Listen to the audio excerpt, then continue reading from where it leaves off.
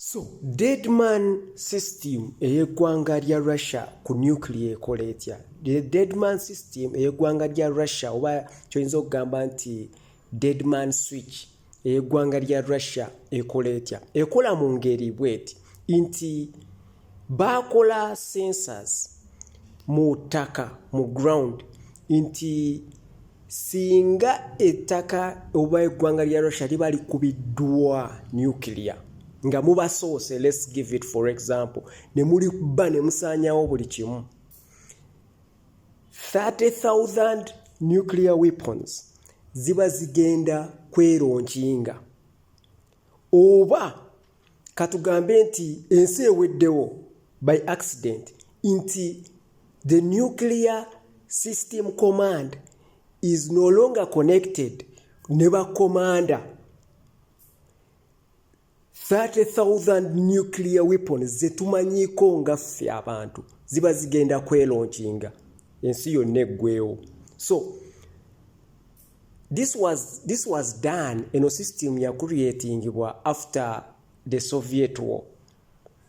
Ofuna bulungi nti ekigendererwa kyali ki? Nti gwe tulumbe at your own risk, tutte at your own risk. So you can either fight us or leave us the hell alone. Sawa zino,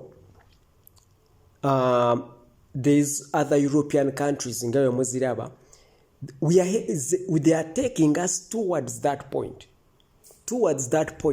nti tugenda kubanga tutuuka ekiseera nti Russia egenda kubeera tempted to use nuclear weapons to okubaaga amawanga, naye nga ekyo ekinaaba kituuseewo nabali balina okurespondinga.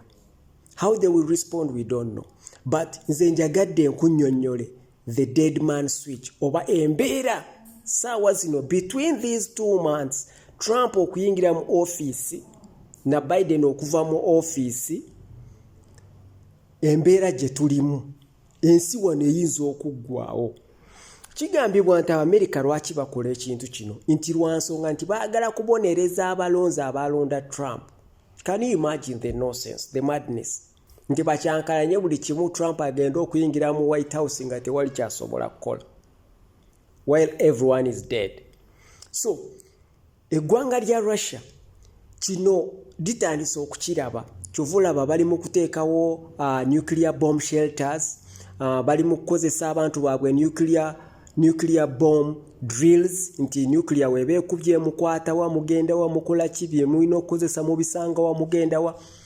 Ensi endala they are living their day-to-day life nga olaba amawanga amalala eyo US bikibi kibona bali mu kutankuleeza entalo, teri ali mu kukozesa drills bantu baayo. They do not understand the seriousness of a nuclear power country okutandika okukozesa abantu baayo nuclear drills wawodda wawogenda as if they are doing fire drills of a building catching fire. Kiba kitegeeza nti abantu okukola fire drills ku kizimbe kiba kitegeeza nti they know anytime omuliro guyinza okukwata ekyo ekizimbe. Kyovula abayigiriza abantu abakoleramu n'abantu abawangaliramu fire drills, omuliro wegukwata oddawa. Saawa zino kyekiri mu Russia, nuclear bomb weziba zikubye eggwanga lya Russia oddawa, oba obudde we buvuga nga bugamba nti nuclear bomb zikubye eggwanga lya Russia oddawa.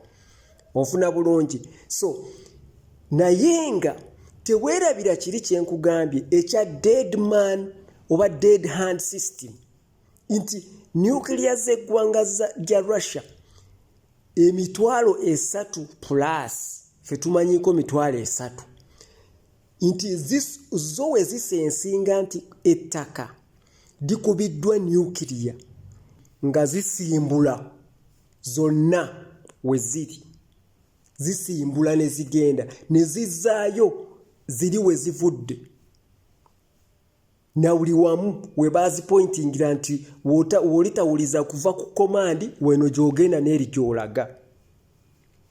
So whether you kill all the Russian leadership, whether you kill all the Russians, bo nuclear zawe kasita losing a community.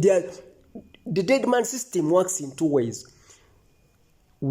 system sensors wezisensing ez'okuttaka nti the Russian Federation oba ettaka lya Russia sovereignty has been hit by a nuclear azisimbula eyemu. Eyokubiri nti singa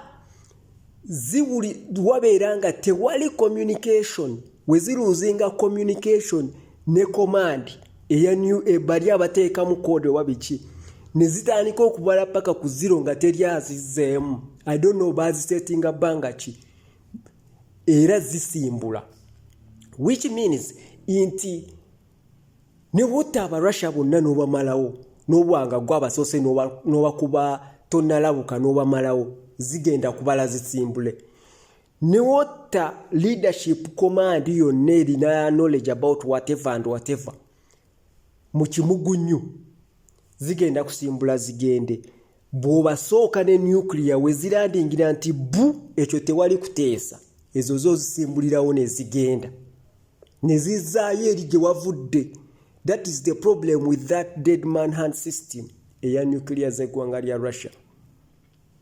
Okawulidde ako akasembyeyo nti nuclears wezilandinga ku ggwanga lya Russia awo tewabeera kuteesa, zisimbulirawo. There is no counting, there is no shit like that. Zisimbulirawo zo ne zigenda. Bantu bonna w'obatta n'obafaawo ng'obanyize mu kimugunyu ne ziruzinga communication nabali zibala ne zigenda kubawo ziba tezimanyi bonna wabafudde, they count and go. Wezituuka ku zero ne zigenda. That is where we